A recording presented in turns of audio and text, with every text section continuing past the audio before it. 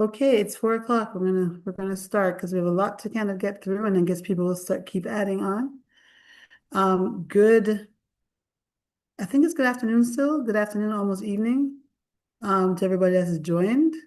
I am very, very grateful that you all are even able to join because I know that there's a number of people with communication issues, and so um, whether local or internationally, wherever you are, we really are grateful that you're tuning in. As most of you know, as everybody knows, that we've had this massive hurricane that came through, and it affected the entire island. So even though we're focusing a lot on, the western side, um, all the spaces got some of it. Because I'm in St. Thomas and I'm driving and I'm still seeing people's houses are down and sheds are down and people are still so some people fared better than others. And so this is really a thing about bringing everybody together under a kind of a banner of resilience and regeneration and organic and permaculture, so our folks.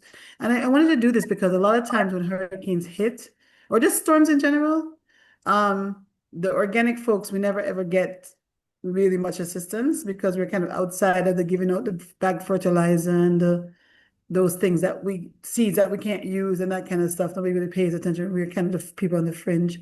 And so it's very important for us as a community to kind of come together and have that conversation. So this has always been a collaboration between Source Farm and JOAM, Jamaica Organic Agriculture Movement, and Source Farm Community Economic Development Institute.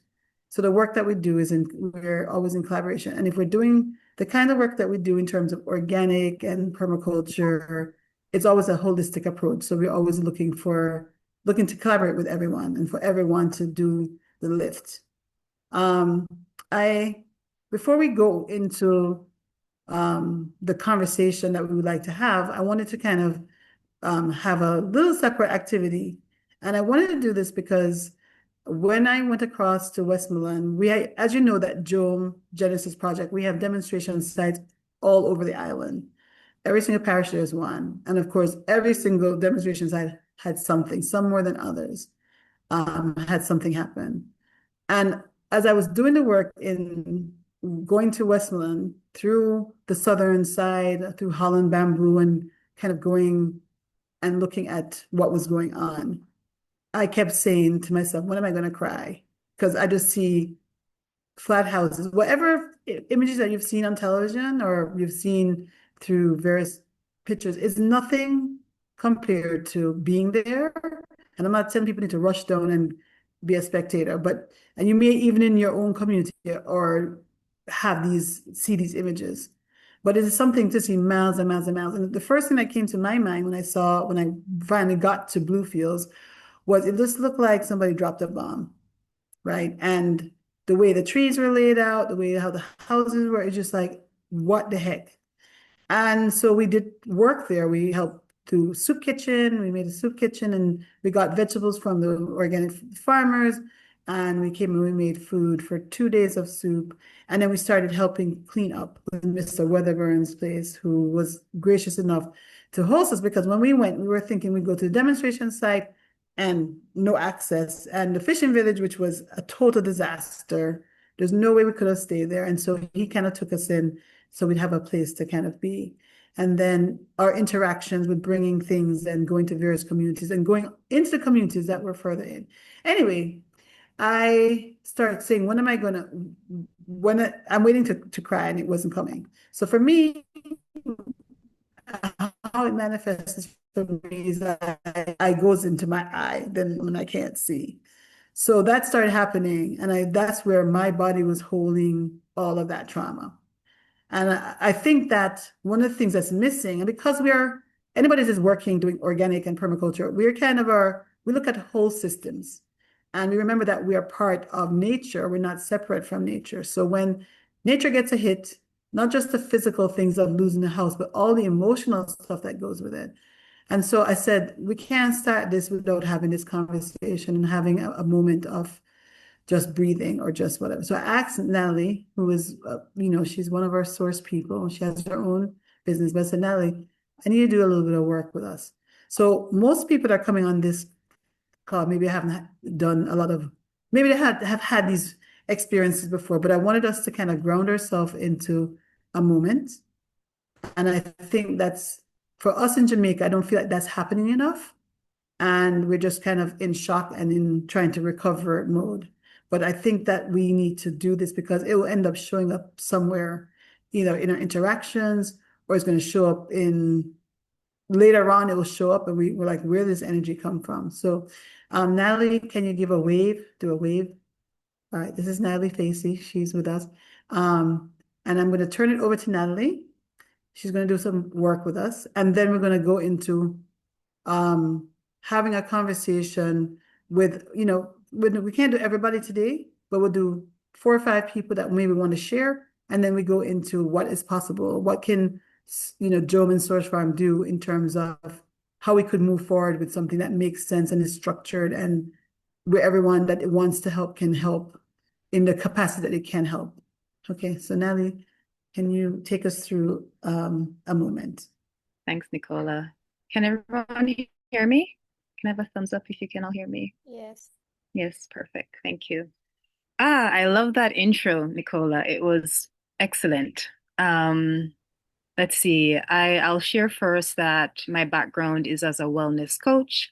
I'm also trained in somatic therapy, which is a form of healing that allows us to really tune into the soma or the body and what we're holding in the body. And I work mostly with people who I describe it as going through the rebirth process. It means that they are going through something really painful, traumatic, or some kind of loss. And loss is usually some initiation into a rebirth. And I pay a lot of attention to emotions, how we tend to emotions, how emotions continue to live in our bodies, and how not releasing and processing emotions ends up creating blockages or illnesses in our bodies.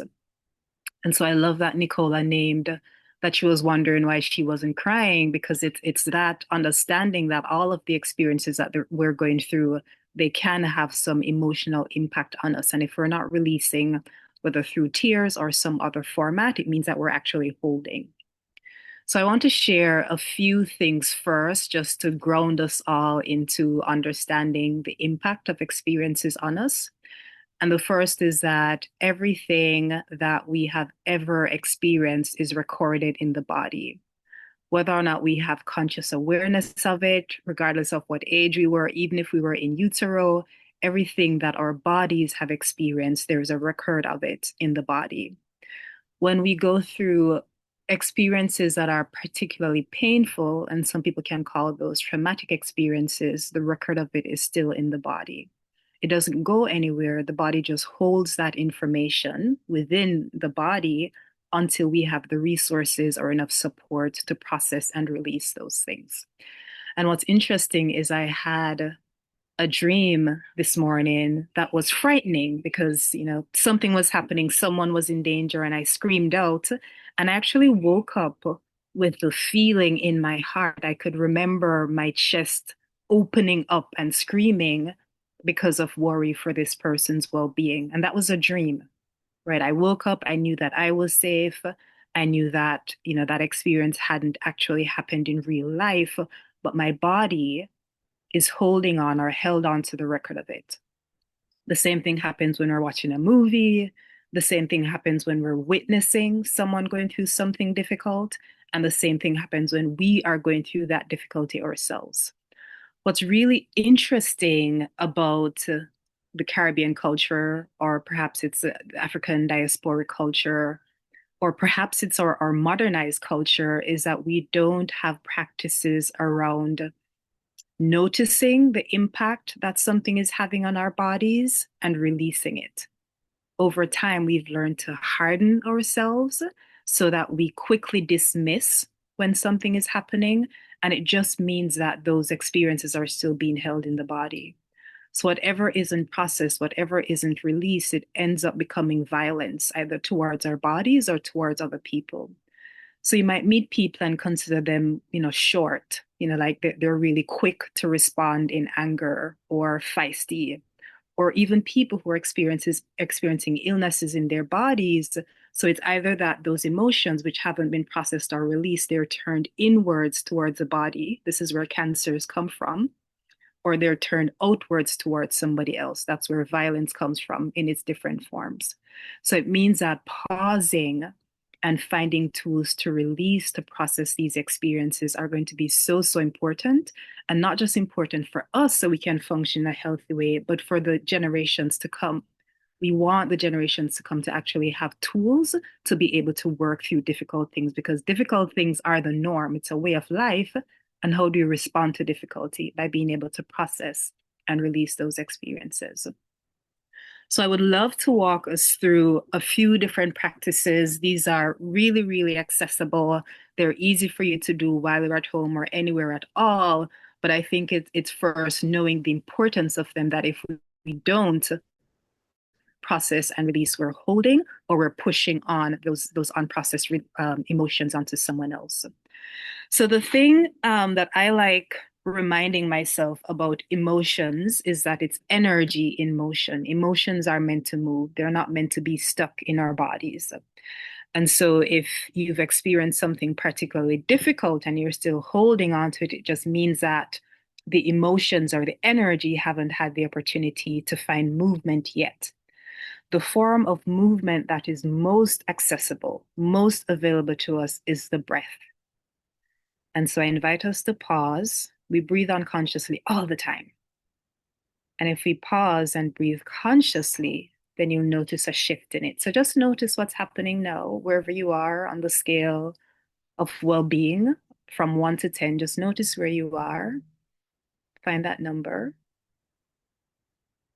And then just bring in awareness of your body. So you might place your hand on your chest, on your stomach, your heart. Yeah. And you might close your eyes if that allows you to turn inwards a bit more.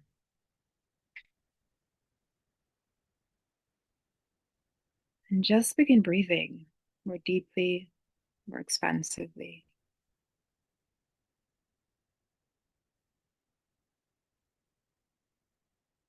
As if this moment is an infinite one. This moment of now, just breathing in this moment of now. And breathing is a way of indicating to our bodies that we're safe. Breath is life. And so when we're breathing with presence, we're communicating to our bodies that we're safe. We're regulating our nervous systems so that our bodies aren't constantly in a fight, flight, or freeze response. Retraining our bodies and showing our bodies safety. Yeah, and just notice now if you were to check in on that scale of well-being, where you'd be, wherever it was before, if that has shifted. Okay. And the other tool that I want to share is crying. And Nicola mentioned that earlier, like, why am I not crying? Crying is a form of releasing. And Nicola also reminded me yesterday that when you don't cry, it's more likely that you'll develop some kind of eye condition like cataracts, because the tears actually allow us to release toxins from our bodies. Our bodies are always releasing things that we don't need, that are no longer useful. And so crying, like having a good cry, like in the shower, that's my favorite places to cry. Having a good cry allows for that release. So you're not holding, because if you're not releasing, then you're holding. The other tool that I want to, something that I want to note about crying is that it doesn't mean that you're weak. It means that you're a human who's feeling emotions, and you're allowing your body to release the emotions that are too heavy for your system. So it doesn't make you sick, and so you don't become violent towards other people. Some other tools that I want to share are speaking, and note that all of these are ways of moving energy, right? So as we're speaking, we're moving energy through sound from our bodies outwards.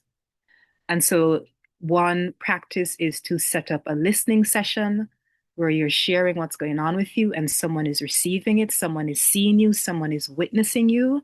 And it's really important that they don't try to give you advice.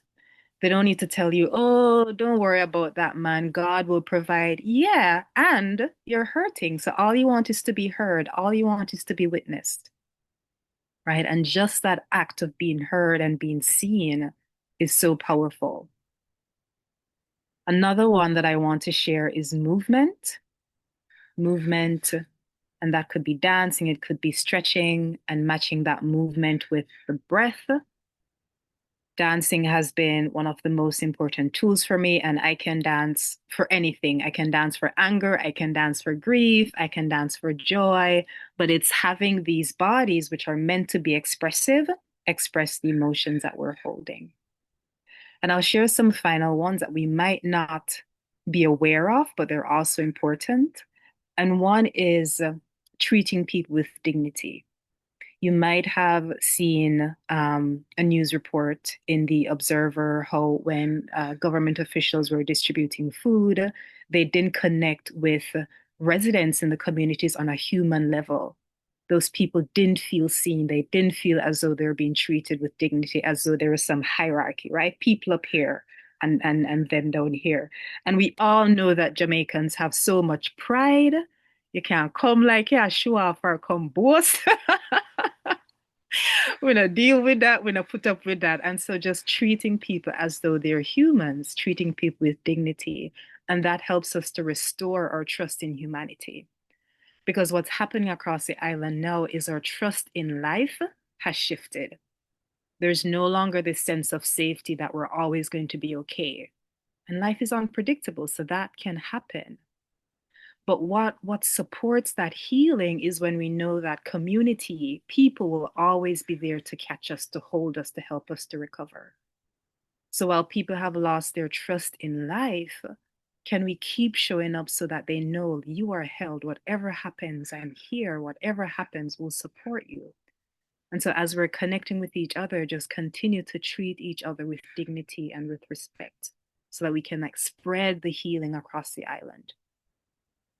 So I'll pause there for now. So those are some different practices that we can continue to integrate. And I know that Nicola has a lot that she wants us to go through. So I'll pause there for now. But just naming that we have the power to heal ourselves and to heal each other. And a part of it is being aware of what's happening in our bodies and continuing these processes, really simple processes of releasing the emotion so we don't become hardened and we don't become violent as a result of what we're holding. All right. Thanks for listening. Thank you so much, Natalie, for sharing that with us. Very important. I said we are going to, yeah, much love. We were sending us lots of love. It's so important for us to take that pause and to really think about how we are doing this work, because there's so many people that want to do the good work, but we also have to take care of ourselves as we're doing it. And so that the well is empty, well, what is anybody pulling from, right? So really important for us to do that. And then just also this message that we've just done is for us to not just hold it for ourselves, but to share it in our offices, in the communities that we're working with, our family, so that we don't want to go from this trauma to a next trauma to next trauma, that we actually should be doing some self-care and we should be taking care of ourselves in the midst of all of this that is happening.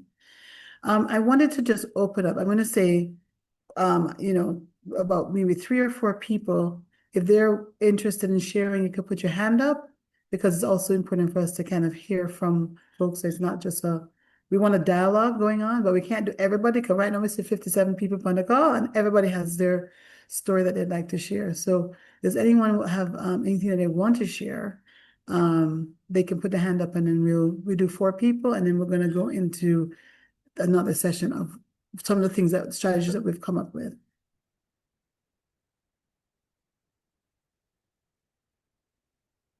Could be about what you're feeling, about some experience that you've had.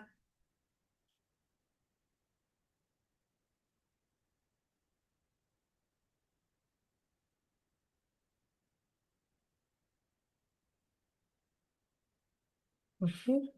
Okay, I'll go. All right, thanks. I want to talk about my feelings, and being so far away, and knowing that I'm not there to help, right? Like I know my energy when I'm there, but I looking to utilize who I am here for you, right? To bring you what you need. But also knowing that now I'm like, we have to hurry up. They need this now, right? But some people are just, I have to learn with, it's the turtle, right? How fast am I going? How slow am I going? But going in the right direction. And my heart hurts because your heart hurts. Like I feel what you guys are going through. And so, trying not to, but not being pushy, but supportive, right? So I'm here for you, right? For the long haul, whatever you need, Jess, you got my number. Prayers. And I want to say a prayer for Jamaica, for the people. And I want to thank God I want to thank Olodumare, and I want to thank the answers, and I want to thank the Bosuns, and I want to thank the Kitties, and I want to thank all of the spirits that have been walking with you all to surround you, those who are there to do the work, that they didn't get rid of all of you, that the ones that are strong and know how to do this work, that you hold on tight, you hold on to yourselves, hold on to each other, right? You continue to, we're praying for you. We're saying prayers on this side. We got a call to action for 8 a.m. and 8 p.m., but my call is 6 a.m. and 6 p.m. So we got a few calls throughout the day. That's what I want to say. Now I just want Jamaica to know that I love you. Ashe, thank you so much. Thank you so much, Iya, for sharing that. Anyone else that'd like to share?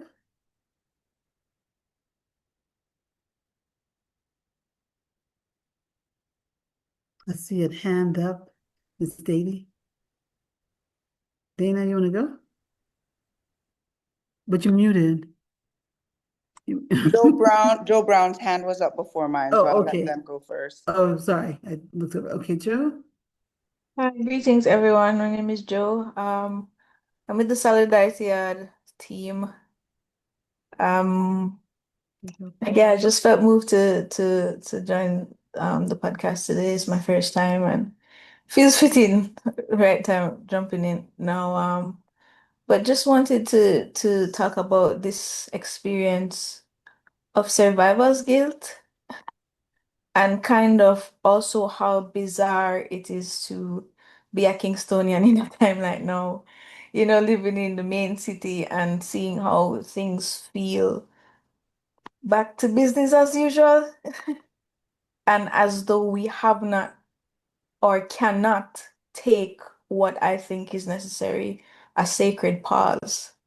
And I know that might be hard to do because things need to move and their immediate needs and so on, but the truth is, and dare I say, the hurricane in and of itself was a kind of pause. And I think it was a moment for us to realize that all our productivity and KPIs and all these human things that we've made up, it mattered not. For 3, 4 days straight, it mattered not. And so to see us just jump right back into it and not really try to do things differently, even after all of that, just feels really, really bizarre to me. But yeah, just sending love to everyone who was affected. And also now feeling like a big part of the long-term solution will come from us as farmers and people working with the land. I've been thinking a lot about composting and how may perhaps from composting, like giving back to those lands that will need that kind of support for the soil. However you can do it, whether it's just regular composting, vermiposting. I started vermiposting recently and I'm kind of obsessed with the worms.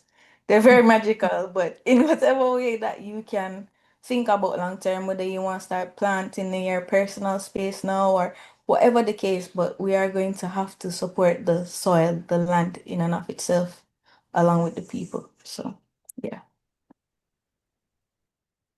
Ashay, thank you so much. You want, Ms. Davy, you want to go? Sure. I just want to thank you so much for the invitation, the opportunity to be together. I wanted to share, and I'll drop it in the chat, one of the ways that I've been processing the survivor's guilt and bearing witness, but also I kind of jumped right into my mode is fundraising for disaster relief. And unfortunately, I started working in Jamaica last year in burial recovery fundraising. So I have a little bit of experience specifically with the way that the climate change is really demanding climate reparations of the other countries. And so one of the things that I've developed is a website where Source Farms fundraiser, Solidarity Yards fundraiser, but it's a resource that I'm sharing out with my various networks. And I recently, because I was doom scrolling through every single video, I have been able to cry.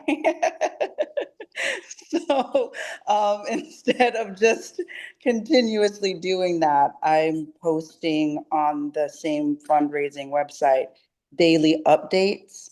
And I try to put a balance of the hardship, but also the recovery efforts, because one of the things that as I'm fundraising, folks are starting to be concerned that there's so much negative media about the political things that are happening. And so I just want folks to know that people like you are doing the good work of really thinking that this is really an invitation. This, Melissa, is an invitation for us to think about, like Joe said, like it's really the fundamental needs that the organic movement has always centered in how we live in relation to each other and the land.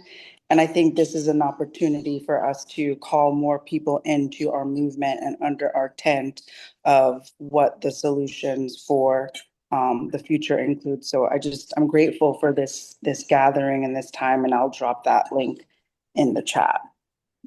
Okay, thank you so much, and thanks for all the good work that you've been doing. I see John's hand is up, and then we go to maybe. Hi, John. Hi, everybody. Can you hear me well? Yes, we can. Okay, greetings from Barbuda. I've listened and I really am moved by what has happened in Jamaica because I can feel exactly what you're feeling. I know exactly what you're going through. The helplessness, the total devastation, and you have to find a way to move on, to get out of it. And in terms of coping, what I know worked for me and persons around me is getting back a sense of control, getting back your connection to your land, your home. And nothing is better than in terms of getting that connection by getting up and doing.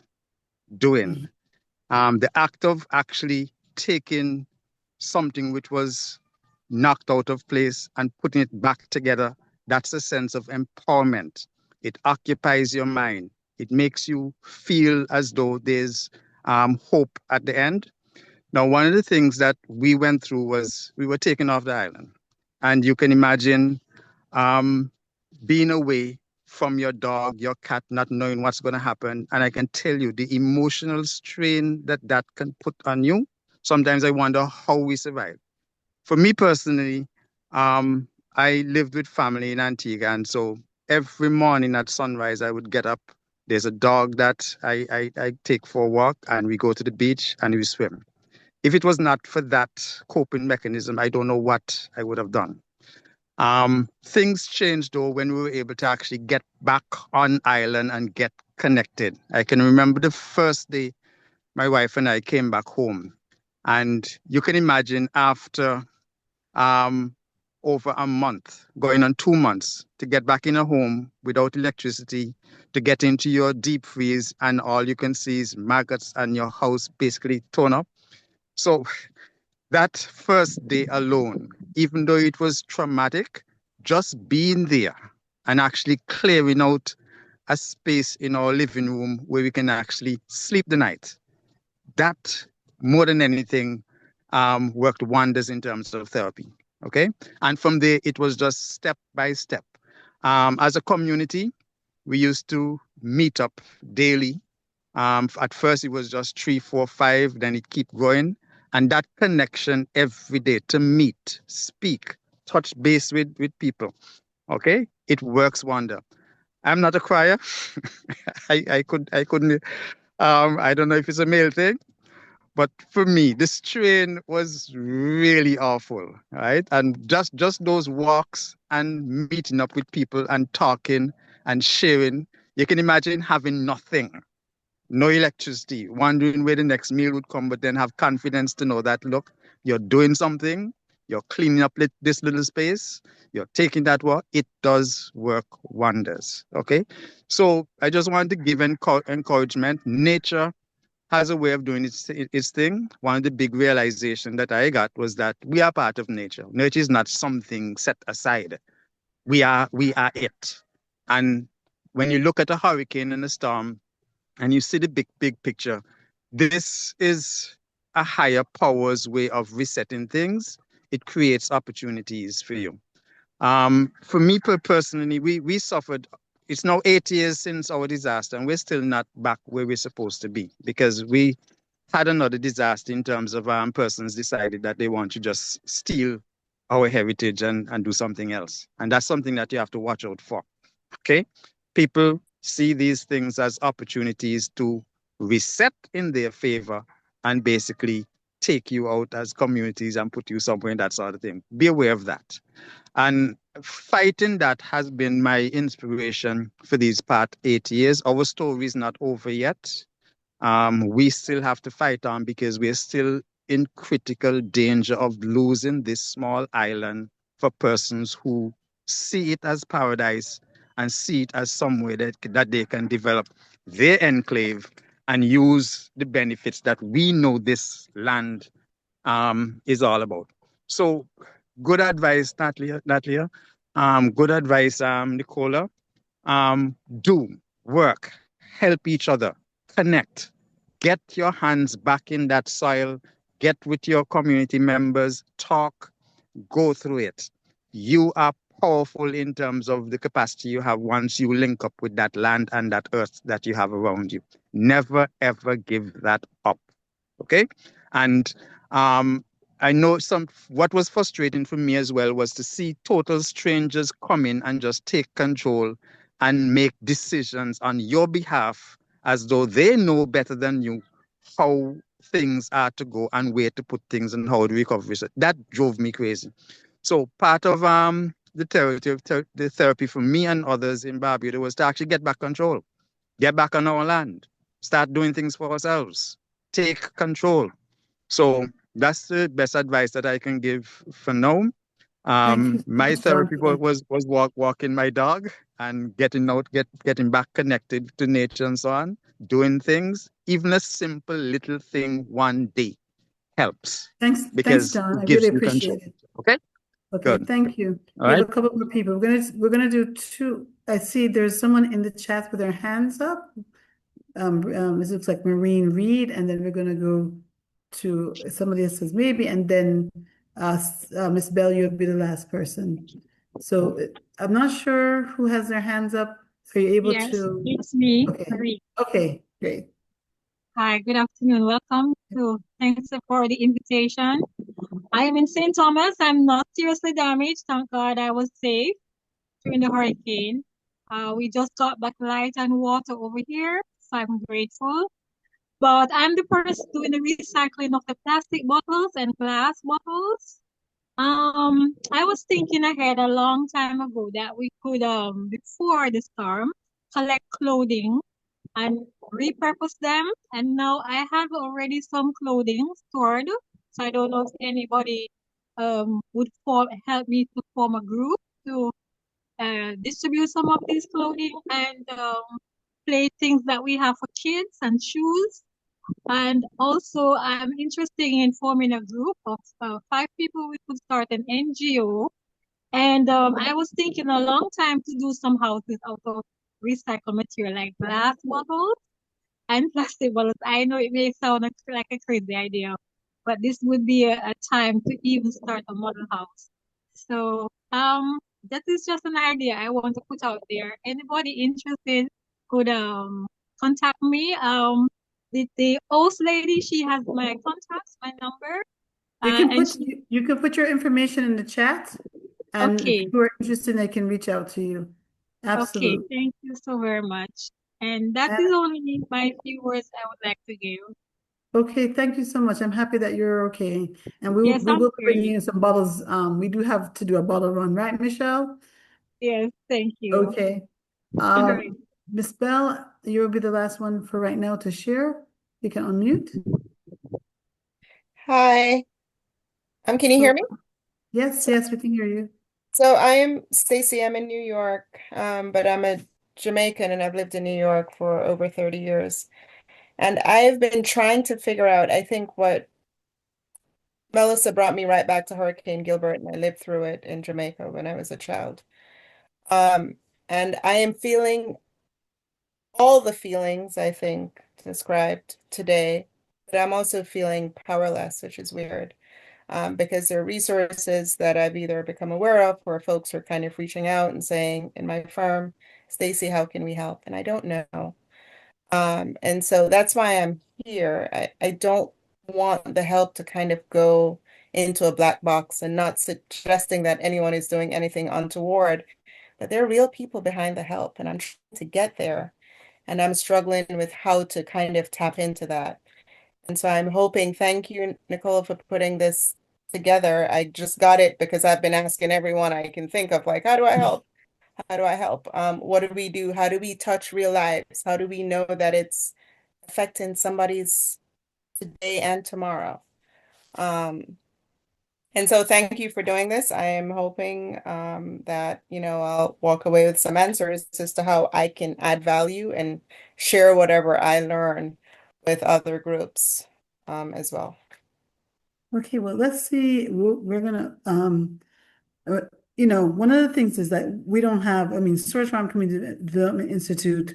We have a bunch of things that we've been working on over the years in terms of permaculture strategies and stuff, but we don't have all the answers. We're just gonna make it up as we go along and listening to the ancestors and little whispers and just practical things being on the ground. Like, what would I do? What am I doing? Because we had our own set of, hurricanes over the years. And then how do we bring that to bear with the information that we've gathered in terms of our permaculture practices and stuff?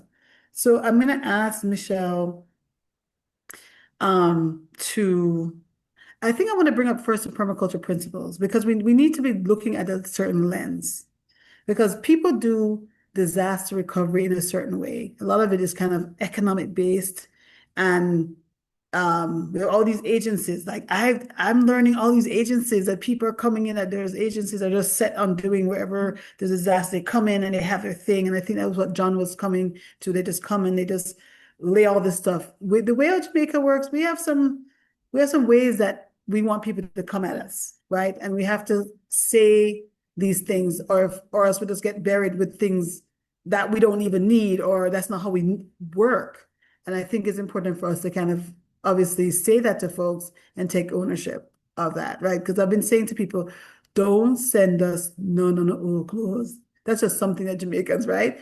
Always we're kind of proud with certain things, right? But I want to go through some permaculture principles because what we're asking is to look through this lens because for many years, as we've been trying to do the permaculture courses, and for those of who don't know what permaculture is, it's really ancient ways of looking at land, and other people have kind of come and coined the word permaculture. It's a holistic design. It's about designing, but they take all the principles that our ancestors used to do, whether they're wherever you are in the world, whether it's African ancestry or Native American ancestry. These are just best practices, and they kind of put it in a formula and say permaculture. And there's some principles.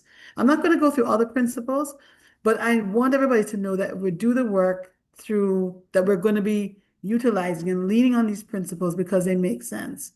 that the very first one, if you page up a little bit, where it says observe before we interact. And right, people just come and they're doing all kinds of stuff, but they haven't been on the ground, they haven't observed, they don't know what we necessarily want, and they're just interacting. So yes, we want to stabilize things, but a lot of interaction without the observation. Have you gone on the ground and spoken to people and asked them, where are you, how you're doing first? How are you doing? What is the observations that they've been making? That kind of stuff. Their observations, your observations, the whole thing. And I feel like we have a lot of observation that we need to do. We may be going in and doing some things to just stabilize folks, but we need to go in there with that lens first. And that's one of the permaculture principles, right? It's very important that we first do that one. And I'm going to be sharing this. We're going to put this in the chat. And this is good for everybody. Anybody that is living on the planet, you have your house, you go through this list of permaculture principles and you will see. And Michelle, I'm going to just page up because you're controlling. Observe, obtain yields. Through everything that has happened in the storm, there's a lot of material that is on the ground. We talked first, Joe talked about composting. Like when I come and I observe, I'm like, all of this is all this wood chip, all this biochar, all these charcoal that can be made from all this material. I'm looking at all the different things that are left in the environment and how do we obtain use from that, right? Because people have to be rebuilt. How are they going to rebuild? Maybe we'll talk about the making charcoal and we can sell it and we can use it for cooking stoves, cooking because people won't have money to buy gas, all these kind of things. So how do we obtain a yield? We can kind of we'll just do 2 or 3 more, but I just want people to be aware of how we are looking at things. Redundancy, making sure that we have a backup plan, right? Keep going, sorry, Michelle. So you'll have these catch and store energy. Right now, nobody have water. Like when I'm gone and people are getting a lot of these bottled water, but we need this. It's also rainy season. So if we can show how to catch and store water and then put it through water filters that we're making from out of charcoal and gravel and sand and all that stuff, that's going to purify water better than even the water that you're going to be bringing in all these plastic bottles that we now have to deal with in the environment. Catch and store. We'll do one more, but there's about 15 principles here. Multiple functions is one of them, right? Related to getting yields. So we're going to put it in a group, but I wanted to put that down first, that we're doing organic and permaculture, because it's about not just going back to the old way of things the way they were, where we're just kind of on somebody else's design, that we have to design the system that works for us. We can't, a lot of times we take North American models or other models and put it on the landscape, and it doesn't work. And that's why we had so many issues in terms of how we are living. And we are here at Source Farm, we have earth-back houses and we have domes. The wind is going to blow over those. Some of those original design for houses were not appropriate, and we're now dealing with all of those things. So how do we make sure that as we, navigate through this space and time, we'll be able to build back a resiliency in what we're doing. So when we live in the Caribbean, we're going to have hurricanes, whether category 1 or 5, it's going to be here, right? I wanted to say one more thing about that. Something came to me that everything in this universe, good or bad, is supported by nature. And if you really think about that statement, everything that we experience, whether it's good or bad, is supported by nature. We are being so disconnected from nature, then I think that's one of the reasons that we have so many challenges. We've been disconnected. We've been kind of doing this other thing that we've been set to, somebody else's design to kind of take us away from nature, away from our food systems, away from community, away from so many different things that usually connect us into this kind of artificial space. And I've been saying we need to get back to our organic connection, OI instead of AI, which is artificial, get back to what sustains us. Everything, if you look at it, whether it's a car, it comes from nature. If it's our clothes we're wearing, it comes from nature. If it's a food, it's coming from nature. We are not connected to nature anymore. And there's designs to get us away from that. We need to get reconnected, and there's abundance. There's not scarcity, there's abundance. How do we tap into that abundance, and how do we create that abundance around us? So our homesteads are abundant, right? So I just wanted to make sure that we're looking through the lens of organic and permaculture and that design about reconnecting to nature and reconnecting to organic intelligence instead of just being out there, kind of following somebody else's design. So I just wanted to actually have that to just really bring that home. So what are we going to do? How do we move forward? We're totally trying to just make things up, like just look and see what we can do. But when I went into Bluefields, one of the things that we first did, we made soup. So everybody had a hot meal, and that was a hot meal that people hadn't, Jamaica, we know about soup, Saturday soup, we always make soup, right? That was the first hot meal that they've had. Everything has been, patty and even KFC and all these things. And some of the communities that are not on the coast, we're not even getting access to any of that, right? So we made soup. We looked at the landscape. We are at Bluefields Organic Farm, and it's just down the road and part of our organic demonstration plot. For those of you who don't know, we have a Genesis project that we've been going around the island teaching soil regeneration for the last 2 years. And so we have demonstration plots in every parish. And so we first went to Bluefields because we couldn't get access to other demonstration plots. So we went there first and we saw what was going on. And we said, Mr. Keith, we need to clean up this place. You have a lot of trees down. We're going to try and chainsaw and clear up. And we'll put this over here. We're going to make charcoal out of this and biochar out of this. And we started cleaning up. You have zinc over here, so let's do that. We have clothes because things have just been all over the place, of course, because the wind took it everywhere. All these panels were gone. How can we stabilize that? He's gotten some more panels to put up, and we help him with those things. And we made soup, and we listened, and we observed, and we went further into the communities, and offered other things that came with things that we brought, and we brought it in, right? So we just kind of sat and we talked, and we said, what do we need to do next?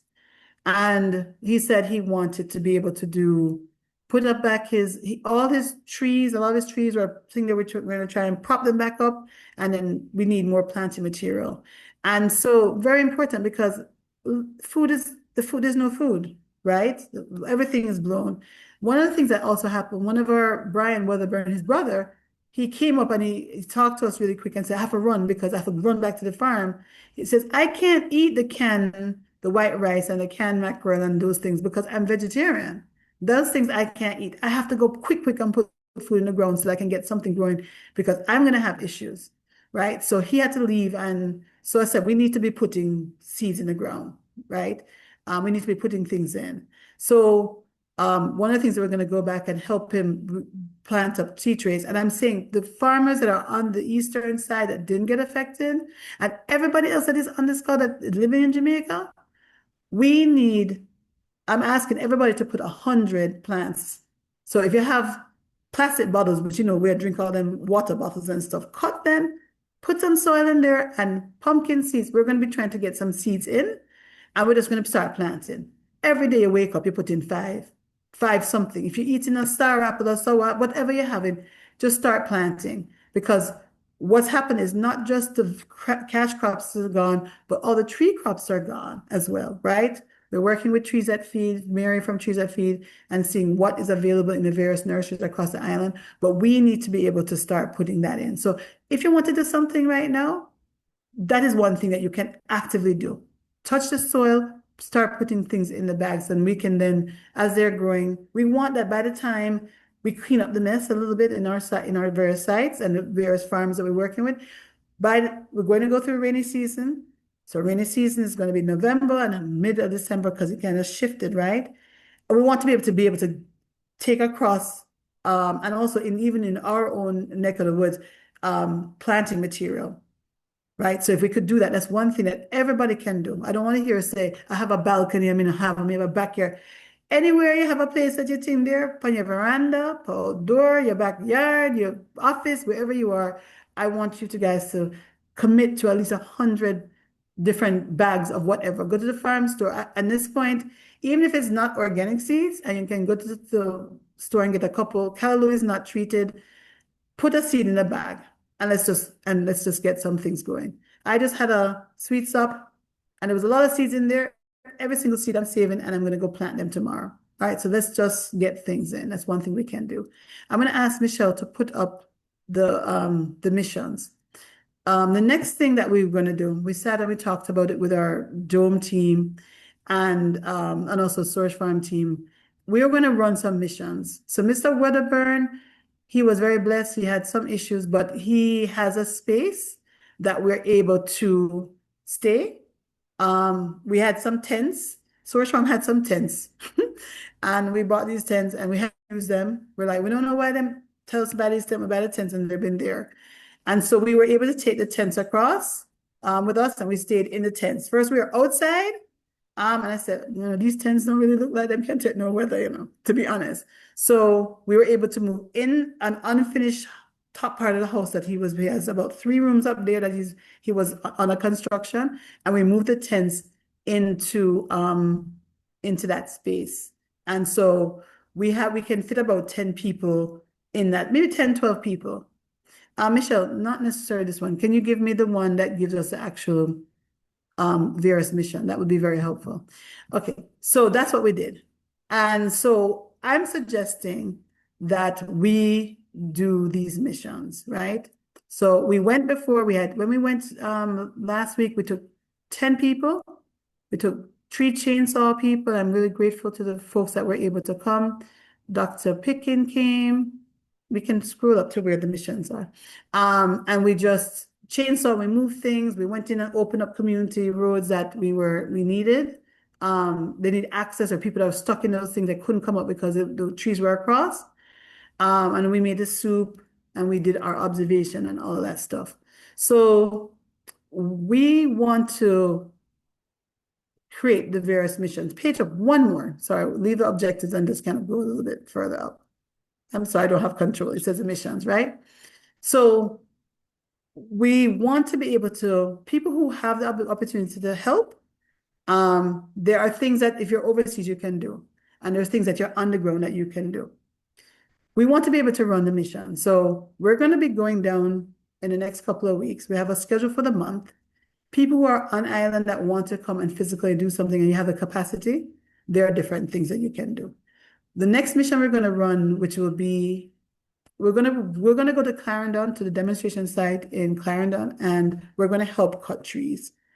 We're going to cut the trees down. Every single one of Colleen Tennant's trees that were mango trees were uprooted, but we have to cut them and set them and help her navigate that space. So we're doing a 1-day mission, which we're just going to go down and with the 2 chainsaw guys that we have, and we're going to clear. I'm not sure, that's on the middle of the week, and we'll show the schedule. But on the weekend, we're going to do a medical mission and it's medical and chainsaw mission work. So Dr. Ben, Dr. Picking, I think Nomi Shirley from our group. If there's another person out there that has a nurse, we want to go in and do blood pressure checks. We want to go on wellness checks, all of that stuff. So if anybody else is out there that has that capacity, because you really have to know what you're doing, that's a nurse, we would love to see you. We'll have a registration form that we're going to show you in a hot second. It's probably already in the chat, and you can sign up. Somebody can help with moving the debris from one pier and put it in piles and all of that stuff. This is what we're going to be doing. So there are a number of missions we're going to keep running. And at least once a week, we're going to either go to different parishes, but definitely we're going to keep going back to Mr. Weatherburn's place because we don't want to be all over, and we don't have the capacity. JOAM doesn't have the capacity. Storage Farm doesn't have the capacity to be all over the place. We have some place that is our base that is able to host us, and we're going to work with him and the community, the Bluefield community, because we have a long history of working with them. I mean, they've been doing permaculture from the 70s, right? And so, and a long relationship with them over the years in terms of organic farmers that are around the area. So they understand how we work, they understand the principles, and we want to kind of get them back on. And we also want to demonstrate a model that other people can replicate, right? So let's pick one. That's one of the things that permaculture principles is slow, small movements, right? to make sure that they're done well. And then you'll be able to, if there's any issue, can feedback loop and we can fix the things and all that kind of stuff. So if you see on the screen, food missions, we want to repair greenhouse and seedling propagation, composting and regeneration, soil regeneration work, removing the debris, right? Building capacity as well, because we want to also share, like, how do we communicate with each other? So we always do conflict resolution, consensus process, emotional development, all those kind of things are the things that we do. If you page up a little bit more, Michelle, to the next things.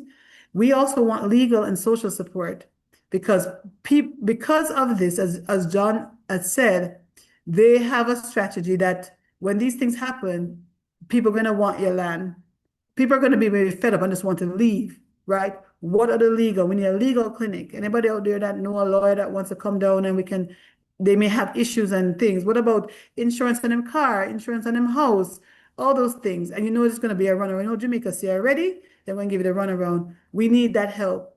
We need a social service force to come in and have a reasoning, check on people like, how are you doing? There are other things, family members, all these different things that could come up. We need to run a mission on that as well. Somebody offered in terms of music. So sometimes, we are Jamaican. We love that's part of the healing work that we do.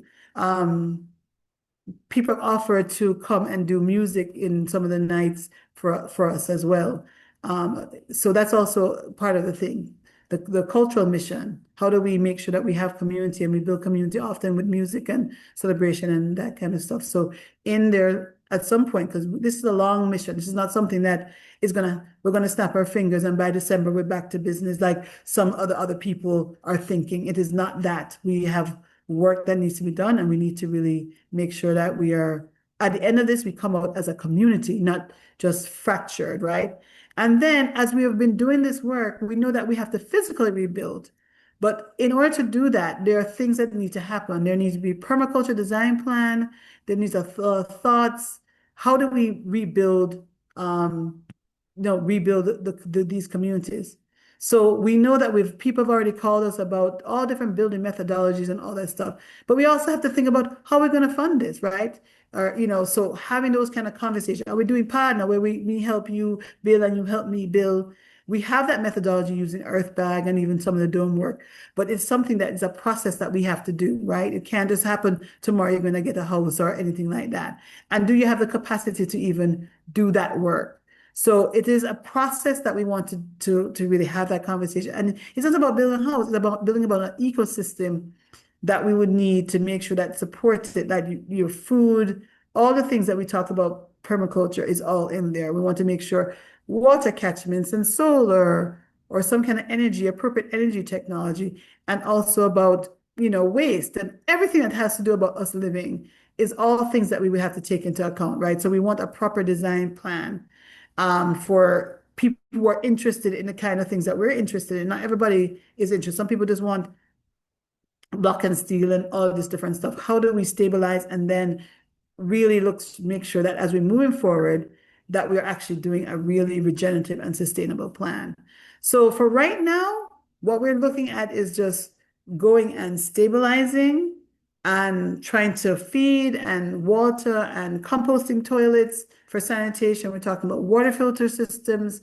Those are kind of things that we're looking at, thinking about. And immediately what we need to do is we want to develop a kitchen there where when the volunteers come, or we want to do the mission, we want to do a food mission, that we have a place to work. Last time we were cooking on the tire rim and it works, but if we want to do more of this work and make sure that everyone has a full healthy meal, we need a kitchen. So I'm going to ask you guys to type this into the chat.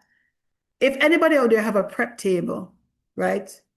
Or have maybe you want to donate something, we need a kitchen, right? So we need 2 prep tables. We want some kind of metal cabinet that when people give us goods that we're using in the kitchen, that we can store it and lock it, right? Almost like, those filing cabinet kind of things, but the ones that is upright. We want one of those or 2 of those so we can store things in. We need some kind of sink. We need a sink. right? Because we're outdoor with a hose and a pipe and whatever. If we're going to do some food that is sanitary, whatever, we have a space to work out of, but we don't have these equipment yet. And obviously pots and pans and whatever. So we live in Jamaica, and sometimes somebody that have a little extra something.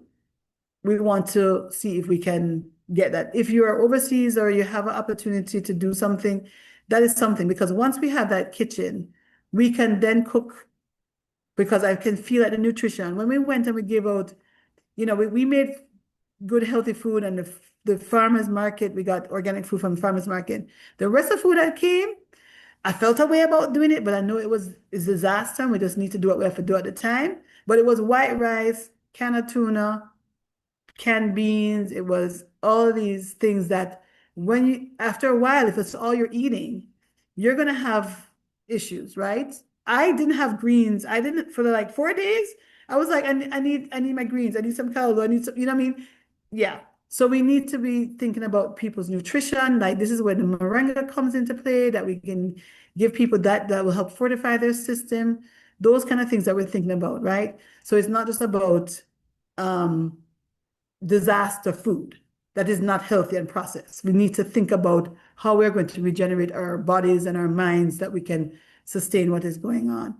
So those are just some of the things that we had some ideas about. And I think that the link should be in the thing. So if you have the capacity to volunteer, you fill out the form, you check the box of the mission. Michelle, maybe you can put back up the schedule. I think it's the time to put up the schedule, if you don't mind. And as she's putting the schedule back up, you'll see what we have for the month, right? And we're trying to hit the various parishes. So you see, we're going to Clarendon, and it's a 1-day mission, right? Then we go to Westmoreland, and you see the things that we're going to be doing, right? Then we're going to Manchester to help them with their demonstration plot and help them, right? And then we go back to Westmoreland. At least every week we're going to be in Westmoreland doing something, because that will be a base where they have us. As we develop more base camps, then there will be more missions available to do. But in St. Elizabeth, I don't have any place that has a capacity. Mr. Weatherburn have Starlink, so you can communicate with other people. He's got electricity right now, and he has running water. So in all the other parishes, if we have a base camp that can host, another 10 people, then we will move to that in Hanover and St. James and all these other places.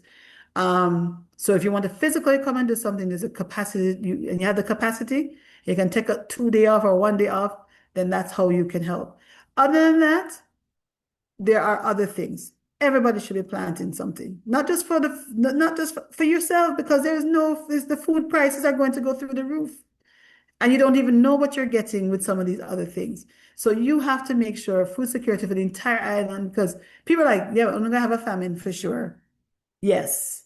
And we've been saying that. That's why we have been doing the work that we've been doing, saying everybody needs to get reconnected to the soil and learn how to plant something, put something in your backyard. Yes. Because the communities got affected were St. Elizabeth, that produced a lot of food, even though it's hot, toxic mess, they were producing food, right? That is not available anymore. Our eastern side, we are mostly tree harvesting people, and we did cane. We don't have a lot of farmers here. The other thing that is also very helpful, if you know any farmers in the US that are not farming during this winter, we need to borrow them for a couple of months, for real. We need them, right? They can come down for 3 months. We figure out how we're going to feed them for the 3 months, but they're able to put some things in the ground and, plant up more seed trays and bags and that kind of stuff. So we could do some people wintering here only, but we don't, I'm going to tell you, everybody know me. We don't want a lazy people. We'll send a lazy people who not really, them just come for vacation and give people problem. We want really people who are going to be dedicated, is going to do this work for real and help us. Also, this is a great opportunity for the diaspora who, want to reconnect, to be able to assist in that way, to come and really, so you can donate resources to help us feed everybody, because I'm saying anybody that comes out on the mission, on any of these missions, we should give them we're doing one cook meal for the day, and on a bring the snacks, right? And look, we're not going to put pressure upon the system. And all of us could lose some weight. All of them 3 meals a day business. We need to put on a little fast, right? And we're having 1 meal a day, which we're asking whoever is volunteering, 2 people in the kitchen preparing the meal for the volunteers. And then when we have the big kitchen cooking, where we have all those ingredients where we can make more soup, we'll be happy to do that, right? And we'll bring in the chefs that can come and make sure we do those things. And I think that's what we can do for right now. It's early days, of course. If anybody have other suggestions, put it in the chat. We'll be reading it and trying to figure out if you have opportunities to donate, whatever, or you want to talk, just my contact and JOAM contact is in there. We can do this work because we're going to need. So I want to see a lot of people on island because what tends to happen, people always come from overseas and help us too, which is no problem. But you live in Jamaica, you can take a day off of work or a weekend off of work. Some people really can't, but at least come for a weekend. Come, you leave Friday or you leave Saturday, come back Sunday, Monday, come move some debris. And even if you're not able to come to Westmoreland or St. Elizabeth or these other places, you can organize, take this model and organize it for your own community, right? This is something, we're just creating this model, what you guys are doing, and take that and try to do it. If you have some place, just do a 1-day mission with some folks and go help a farmer, go help somebody else. And let's try clean up a place. And then we are doing our own reset, right? We're not gonna let other people come reset us out of the place. Definitely need legal help because a number of people are going to have challenges with insurance companies, with the land, with everything else that they're dealing with their life. Because remember, even legally, there's one of the people that had a court case and he had to leave what he's doing. He don't have no roof and go to make sure he go to the court case because if not, there's a problem. So we need any kind of thing that you do. If you do accounting, we have every aspect, whatever it is that your path in life is on, there's all that stuff is needed here. We just have to figure out how to allow you to integrate with our community in a way that makes sense. So I've just done a lot of talking, but I think hopefully I've covered everything, how you can help, asking everybody to get involved, in some kind of way, shape, or form. There's some way that you can, give back. Because we want to make sure, as John says, we want to make sure that we control our narrative, right? And the people make a lot of money off of these disasters, but we don't want them to make money off our heads, and we don't actually get to say what we want, right? We don't get a say in it. And it's already, permaculture is all about design. We need to design our way home in a way that makes sense for all of us, right? So that is all I have to say. And I'm going to open up for comments, conversation. I know them sending me a time check.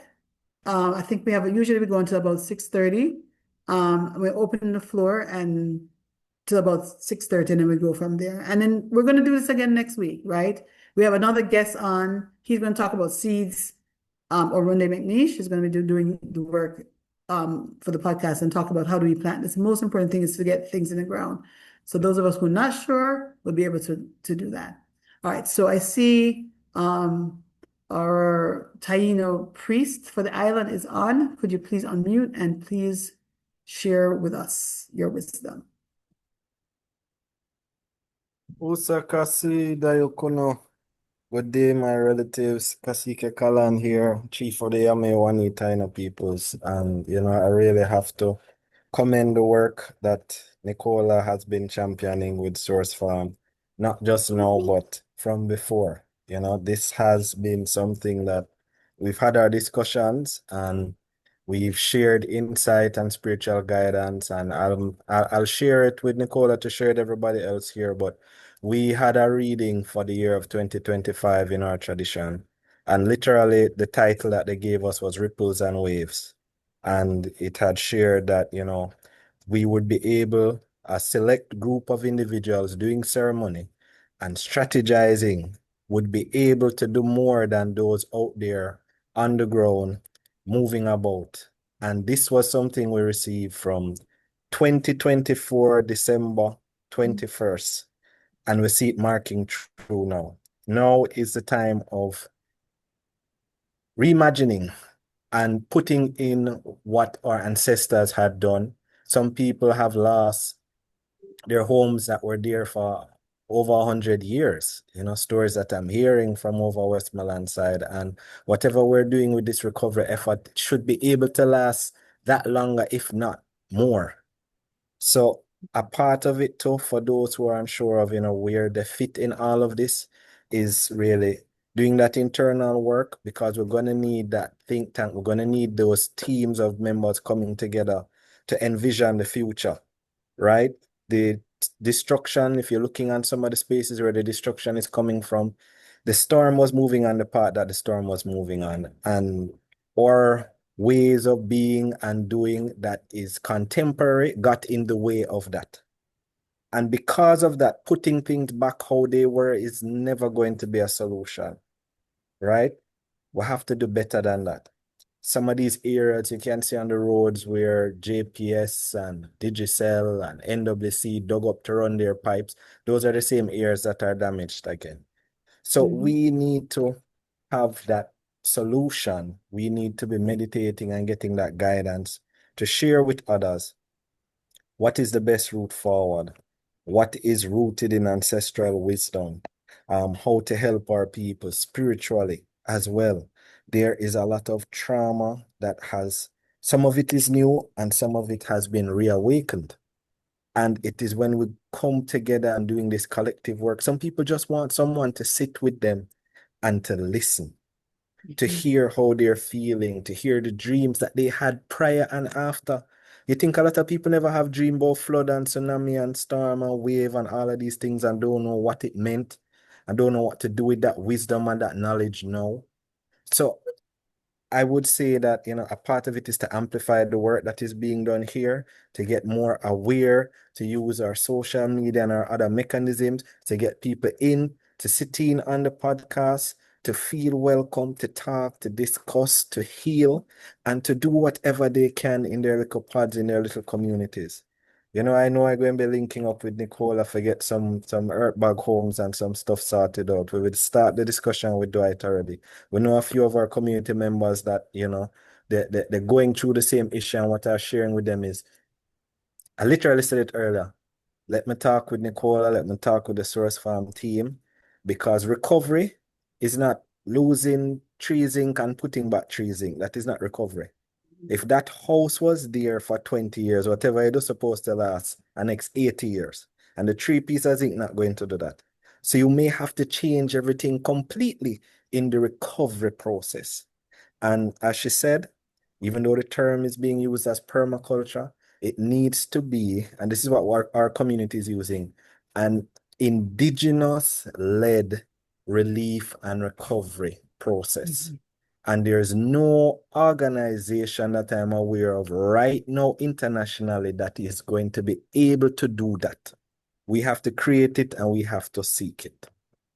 So with that I say, Hahom, thank you to all who are holding hands and heart together and moving things forward. Please continue to do the work. I know we're lifting you in our prayers and our smoke ceremonies. So Hahom, thank you. Thank you so much for that. Yep, it's a deep thing, and we won't talk about all the messages that were coming before from last year. So many, yeah, so much divine stuff, and they're like, huh? Not getting it, but we get it now, right? They were warning us. So I see someone's hands up. It says maybe you want to share.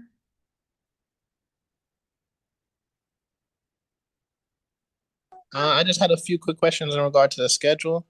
Good afternoon to everyone. So for the 15th, I know that's to be announced. I'm married to a social worker who's willing to come, but in terms of that day specifically, is there any other just additional hands that would be needed, or is it strictly just medical personnel that would need to come for the 15th through the 18th? No, so that one is 3 things going on, if I'm not mistaken. Michelle, you can put it back up. I think it's definitely a medical mission. It is also, where is it? I'm trying to remember. I don't have it in front of me, but there's 3 activities. There's Okay, work. medical mission, chainsaw brigade, and cleanup mission. Right. And the other thing about that, I would love to speak to your wife. I know that Dr. McKenzie's also on, and she's part of UE Social, so School of Social Work. But this is something I want really as soon as possible, so I could talk to your wife about it because we need to have that conversation with what's going on. The work that social workers do, is so important, and we need to get them in early so we can do an assessment, right? And they know the work that they do because they're trained for that. And I would love us to be able to start that early interaction. So All right. absolutely. Yeah. Mr. Joan, And what? also we need, at this point, we need, dedicated hands that are, nobody with no ego and drama. Let's leave all of that. And then really just, we're going to move things. We're going to move our bodies. We're going to pick up this log and we're going to move it over here. And we're going to put it over there. We're going to clean up the mess. And just think about it, if you had that happen to you, and maybe people on this call have had that happen. We did that today with a work party, 2-hour work party. We went and we cleaned up the debris that was left from the hurricane on our side. And it's just about coming together and moving that and doing that work. Because I think after you clean up, you can go, okay, what's next?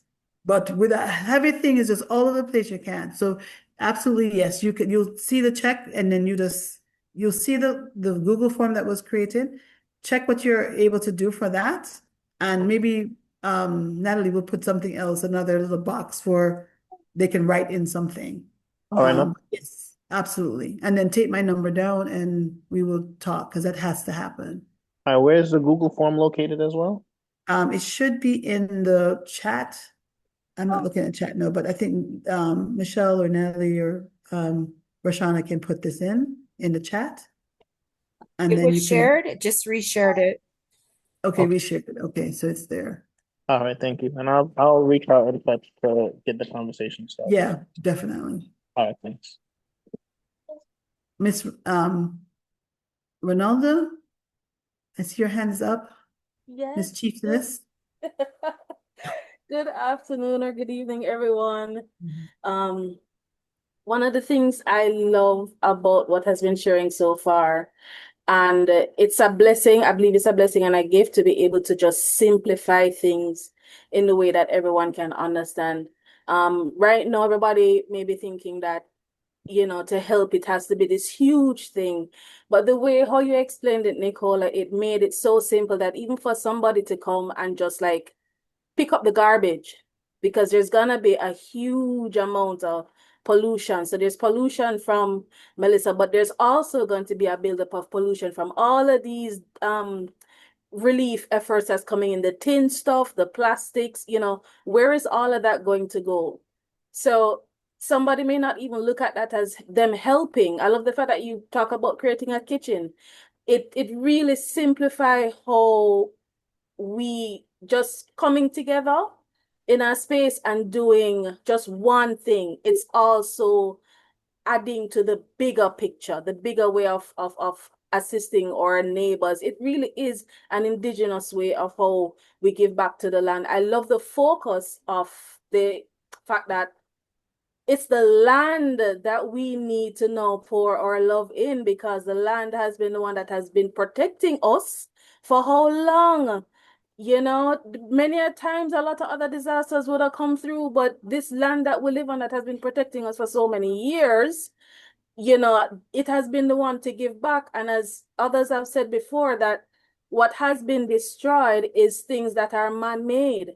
And so now, for me, I have my family house in Westmoreland, my great-grandmother's house, which has been standing the test of time for 150 years, just gone. And so now that is an inspiration to me to build something that will last another 150 years, maybe 200, 300 years by the simplicity of our actions. That is what's going to make a bigger impact than just the big relief efforts that's going on now, because that is what will stand the test of time. That's what people will remember. That is what will inspire hope, creativity, a sense of giving back, service to each other. That is who we are as Indigenous people. So again, thank you so much, Nicola, for really simplifying what help looks like, because there's others out there who will be saying they don't know how to help. They don't know how they can give back. And I really appreciate that. Ahom, thank you so much. Anyone else has any questions or anything they want to share? It's the time. So definitely we have some work ahead of us to do. And so it's really about really coming together and, every little make a muckle. We have the one cocoa full basket, or the whole thing, all of those things. And I have to kind of go back and, Kalan mentioned it about the ancestors, and I had to kind of just for myself and say, you know what happened when I think about what our ancestors went through. Anybody's on this side of the world at this point in terms of stuff, and even the people, the China people, original people, the things that we went through, we know that we're resilient people, we're strong people. You go back to the beginning. My grandmother's grandmother's grandmother's grandmother, for us to be sitting here right now, that is a major DNA buildup, right? Because we had to be strong people to be able to make it, to be even on this call, right? And so we need to lean on them and lean on that DNA and say, yeah, man, we can navigate this space and make it through. And navigate it in a way where we're not going to allow people to just push us around, that we're going to actually have a design plan, right? That is wisdom, looking at the places that we are, where do we want to go, right? So as we rebuild, what are we going to be? How do we want to live? Everyone else is making these designs in us, but we have to design for ourselves what is that we want and create that. Tayoma?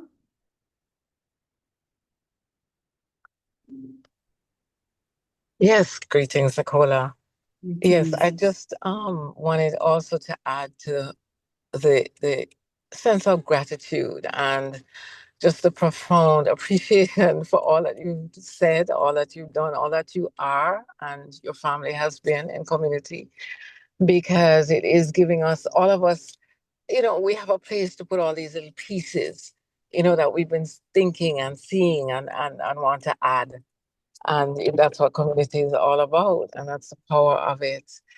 Many of us were feeling very helpless. I'm in New York now. I was in Uganda when the storm hit. Right. I'm in New York, and I've extended my stay to be able to gather, as you know, to gather some things and bring down. But yes, a great feeling of stress and frustration and what next? How do we pull together? And thanks for bringing us into a directed, positive flow with all that you've said. I do, of course, think about, and I've been making little notes and writings about the healing space, because we are going into a healing space where people have physical and emotional trauma.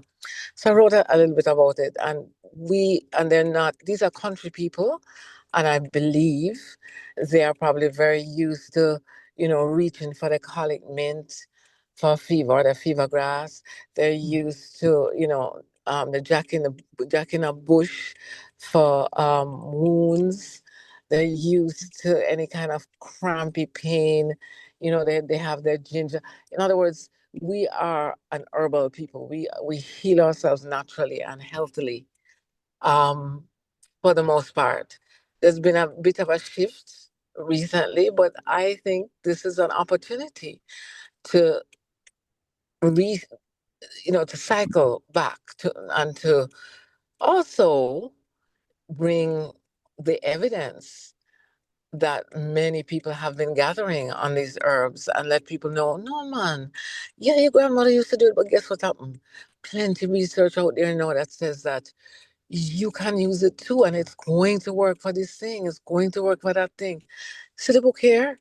And we bring Evelyn's book, and we bring, J.A. Herbs, and we let them know that, we are supporting their ancient indigenous wisdom, and we are interested in what they have to teach us also, about these herbs. So, planting aloe, moringa, moringa grows so very quickly. Very Ridiculously important. quickly, Lord have mercy.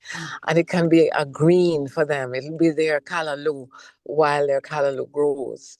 And it's also a wonderful medicine. And the moringa seeds can drop in water and purify the water, and I mentioned blue vervine, red water grass. I mean, we need to travel not only with the seeds for the food, but the seeds for the healing. Absolutely. And it just brings us back to, one of the projects that we have at the Organic Research Station is well, people see, but also the indigenous pharmacy medicine, right? So one of the things that we're doing before, all this thing happened is that we are creating pharmacies. We wanted every household. And we had Dr. Ben on a couple, if we were on, remember about 2 times before, 2 weeks before, we had Dr. Ben on, and he was talking about all the different medicines. So this is one of the things that we've been wanting to do. Actually, the plants were in the greenhouse and that kind of stuff. Is not only about the tree crops and the cash crop, but also about all the medicinals. So we want everybody's yard to be a pharmacy, and they were able to go and pick. And then Trammell, which is a international, well, it's a regional network of herbalists and people doing any kind of indigenous practices in terms of medicine. They have a book out, and Dr. Pickin is going to get them printed, and it tells you whatever the ailment is, you go there and it tells you how to prepare the medicines for it, the plant medicine for it. So he's actually, I don't know if you came on, what time you came on, but the mission that we're going down is Dr. Ben and Dr. Pickin, and we're looking for a couple other people that will be able to assist.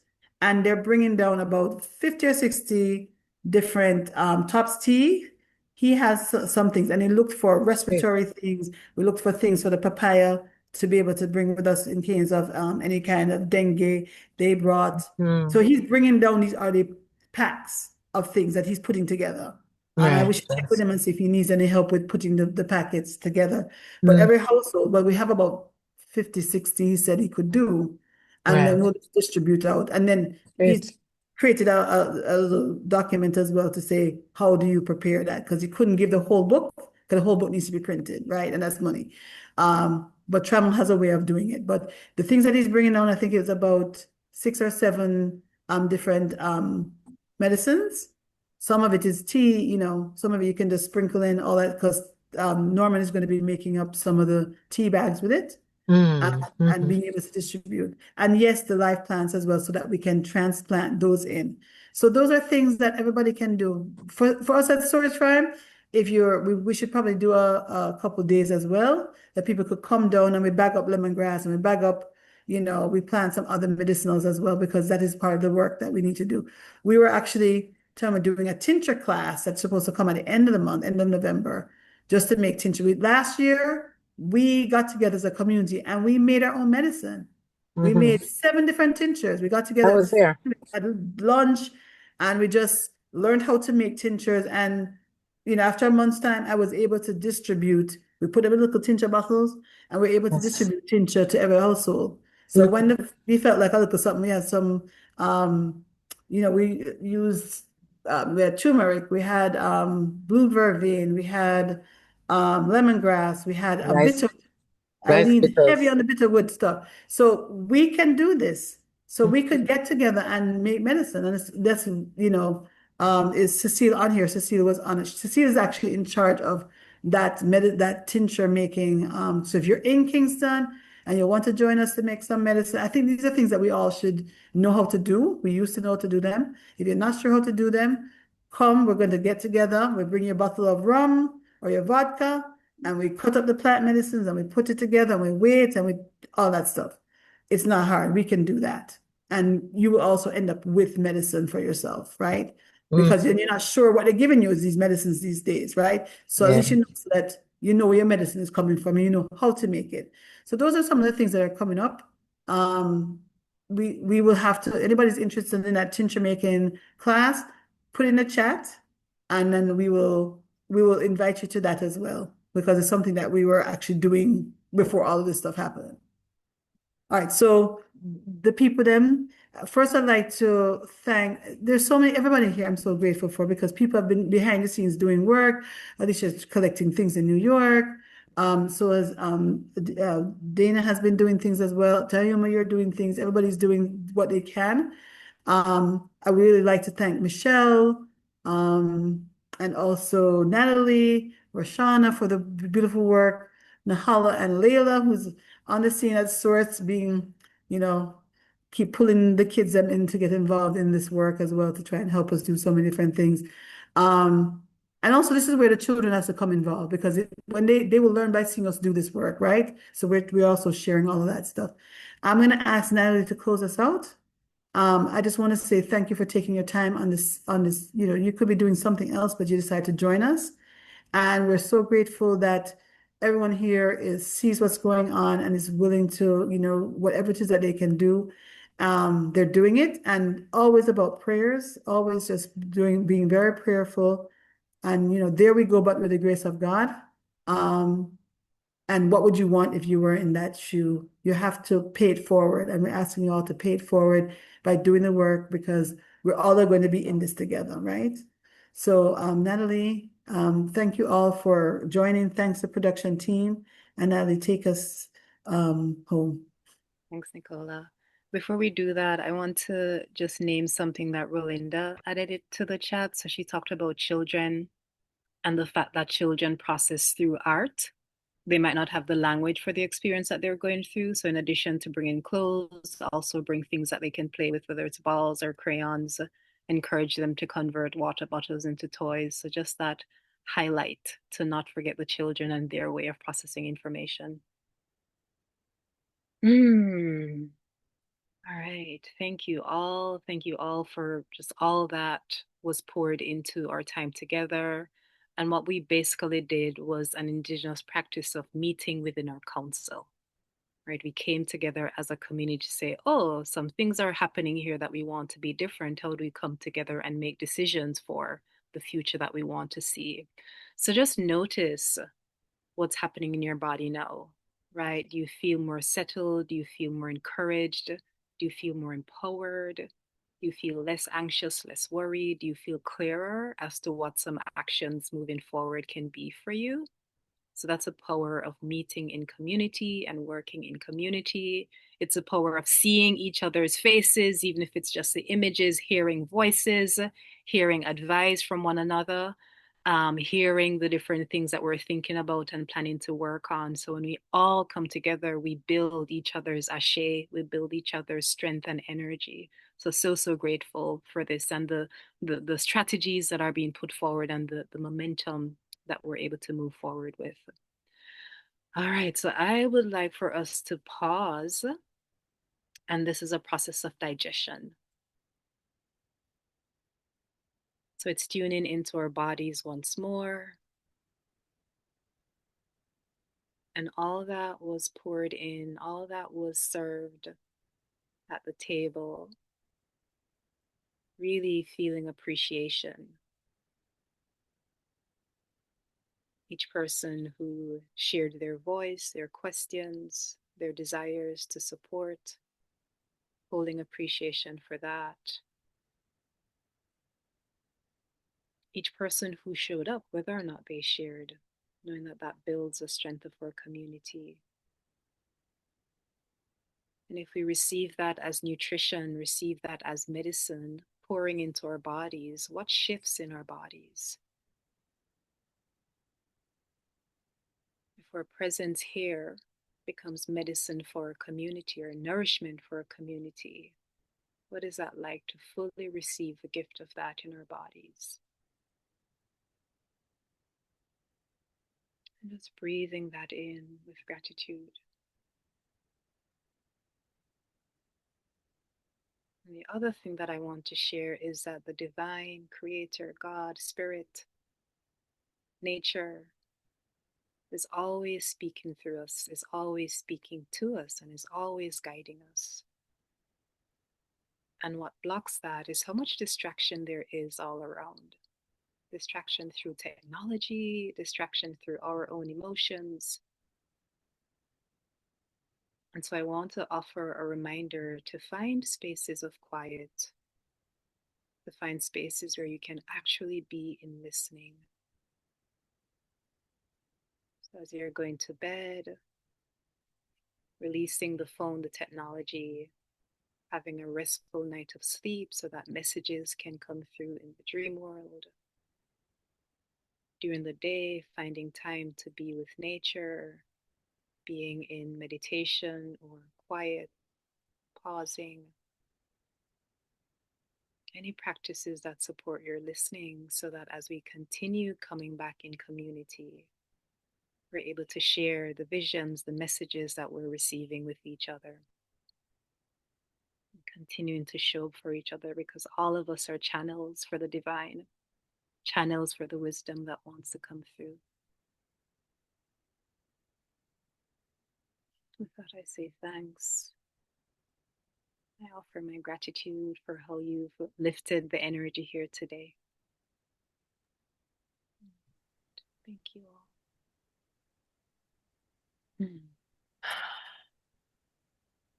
Yeah. Thank you so much, Natalie. I was at a 5, but I think I'm more now at a 7. Yay. I'm just more working, try to get to be a 9. Yeah.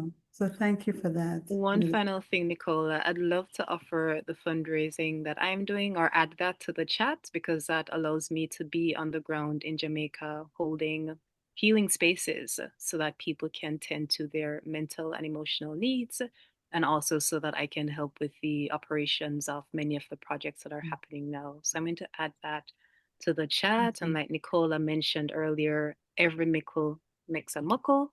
So this allows me to be on the island for 3 months, covering my expenses so that I can fully show up and support the programs that Source has. So one of the things that we always complain about as we do this development work. So we've gotten over the years a number of different grants, and it's interesting because they're always happy to pay for certain infrastructure stuff, but they never pay for any emotional development work.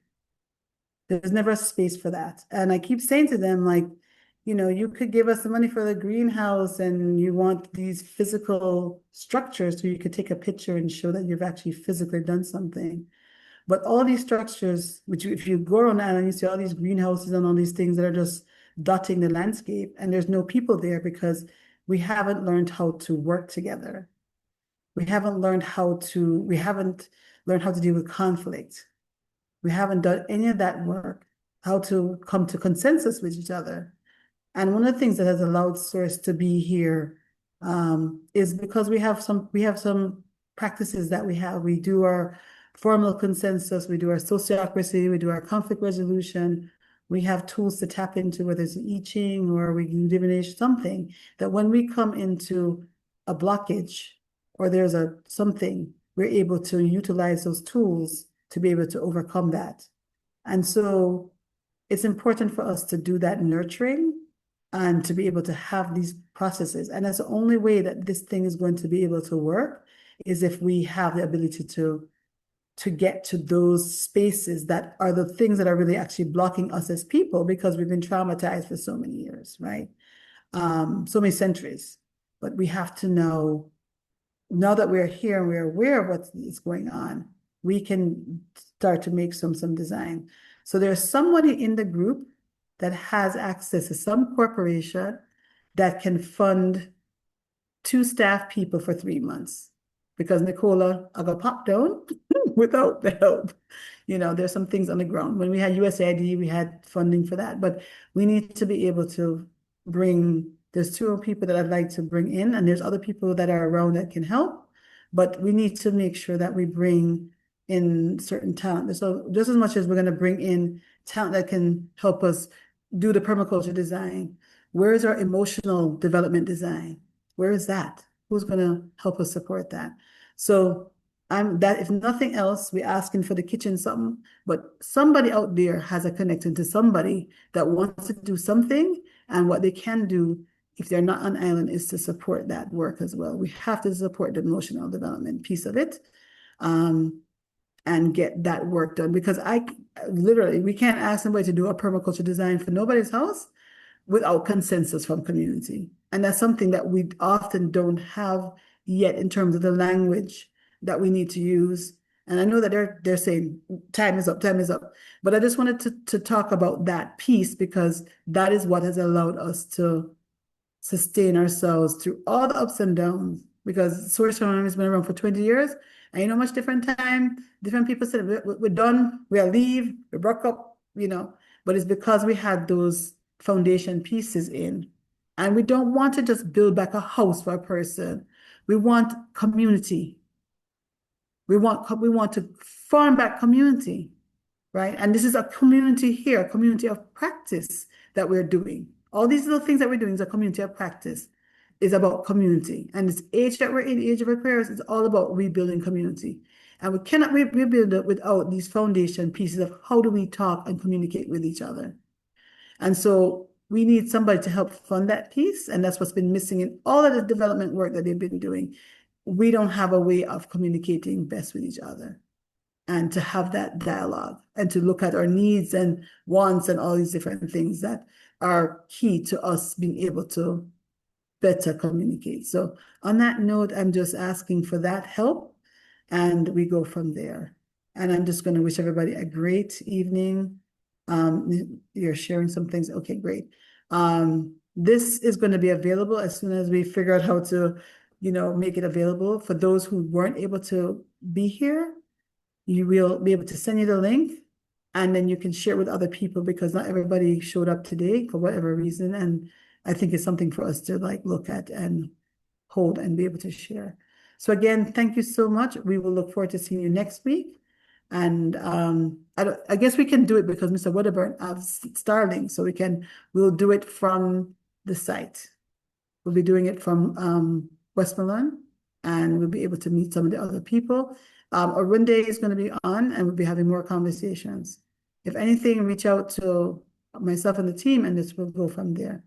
All right, thank you guys, and have a great rest of the evening and a wonderful week of blessings. Thank you, Nicola and the team.